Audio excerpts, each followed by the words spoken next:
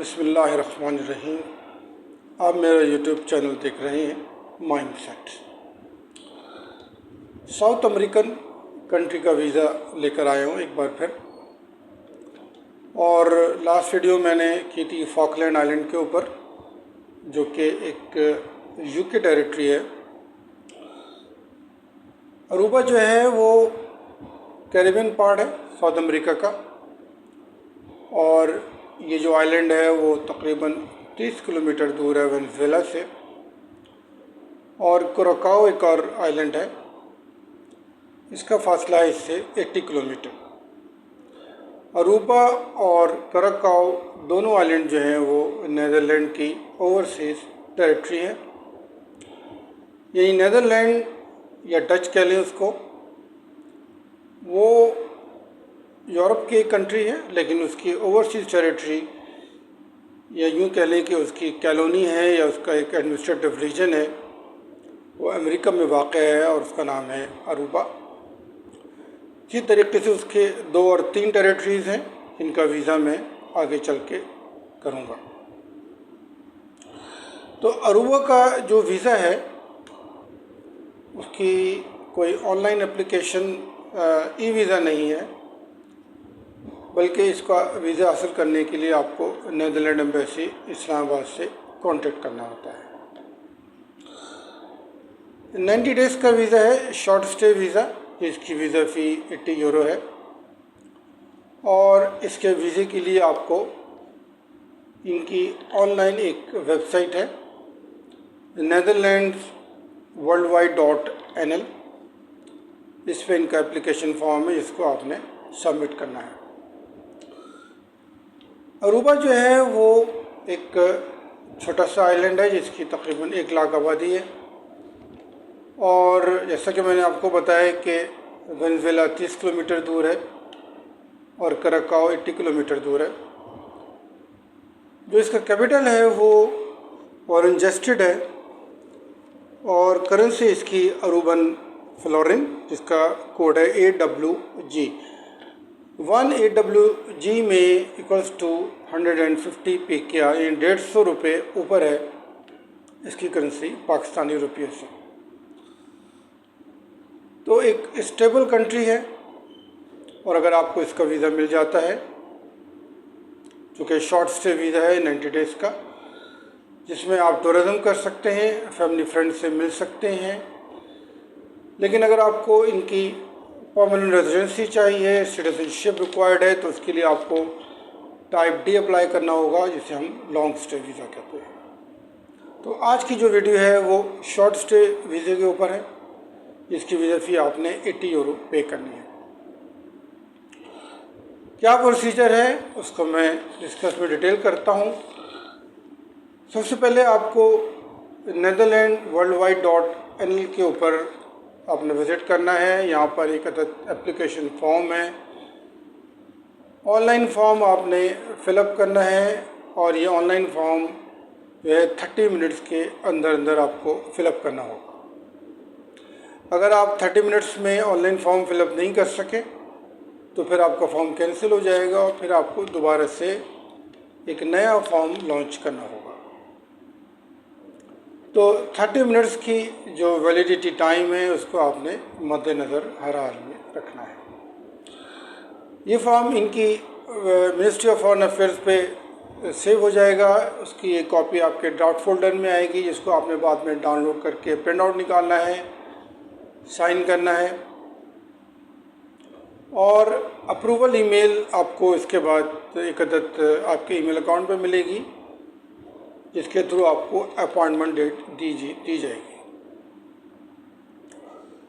इस वीज़ा को अप्लाई करने के लिए आपको 3 महीने का टाइम दरकार होगा, यानी कि आप कम से कम कोशिश करें कि 3 महीने पहले अप्लाई करें, क्योंकि जो प्रोसेसिंग टाइम है उसमें हो सकता है कि 2 महीने लगे, 3 महीने लग सकते हैं।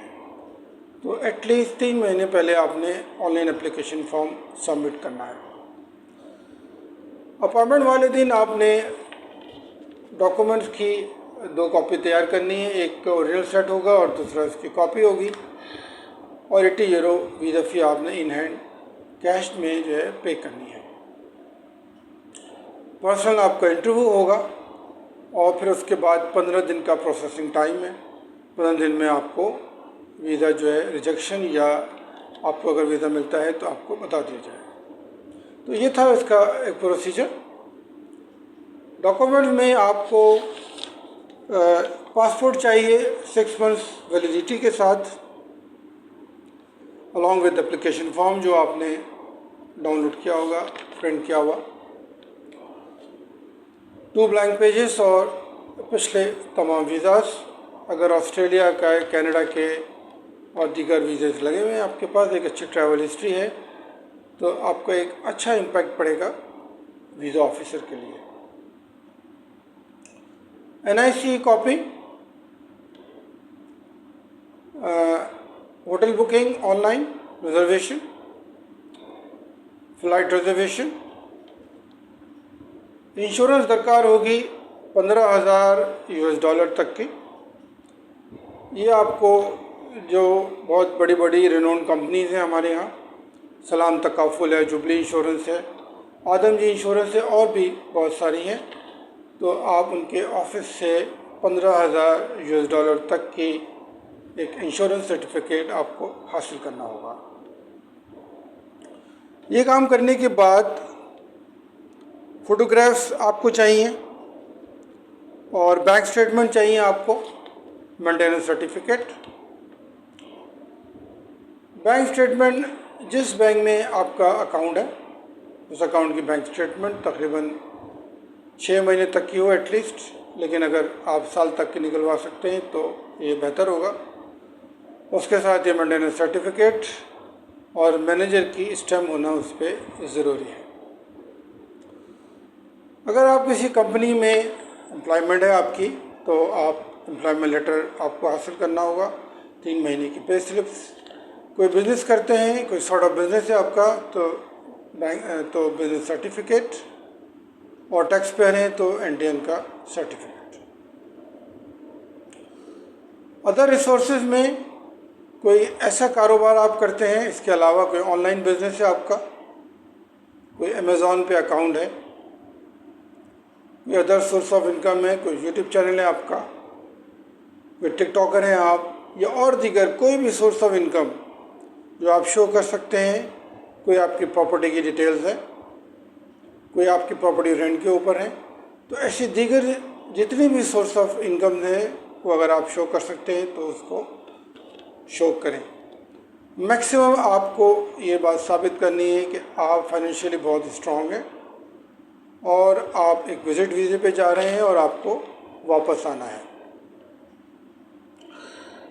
ये तमाम डॉक्यूमेंट आपने तैयार करने हैं और इनकी एक JPG और PDF फॉर्मेट भी तैयार करनी है, और इंटरव्यू में आपने इसका एक सेट ओरिजिनल शो करना है, वहाँ सबमिट करना है, और एक कॉपी भी उसकी लेके जानी है। तो प्रोसेसिंग टाइम मैं आपको बता चुका हूँ, डॉक्यूमेंट्स क्या है, उसका प्रोसीजर क्या है। जिस साइट के ऊपर इनका वीज़ा फॉर्म आपको मिलेगा उसका लिंक डिस्क्रिप्शन में अवेलेबल है, आप वहाँ से उसको ओपन कर लीजिए। क्या प्रोसीजर है उसको भी मैं डिस्क्रिप्शन में डिटेल में लिखता हूँ। अपनी हर वीडियो की डिस्क्रिप्शन में मैं डिटेल में 2 चीज़ें आपको हमेशा प्रोवाइड करता हूँ। एक प्रोसीजर डिटेल्स कि आपने वीज़ा कैसे अप्लाई करना है, और दूसरा जो ऑनलाइन एप्लीकेशन है, अगर ई-वीज़ा है तो ई-वीज़ा की एप्लीकेशन, अगर फॉर्म्स जिस साइट पे अवेलेबल हैं उसकी एप्लीकेशन का लिंक, और जितने भी इम्पोर्टेंट इनकी वेबसाइट्स हैं उसका लिंक मैं प्रोवाइड करता हूँ। तो आप प्लीज़ इसको स्टडी किया करें और कोशिश करें कि वहाँ से उसको ओपन करें और वहाँ से जो भी आपकी डिमांड और रिक्वायरमेंट के मुताबिक डॉक्यूमेंट या कंटेंट अवेलेबल है उसको स्टडी करें और डाउनलोड करें।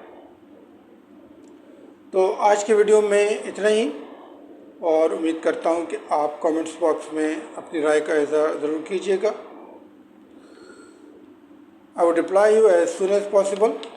ठीक है जी, टेक केयर, अल्लाह हाफ़िज़।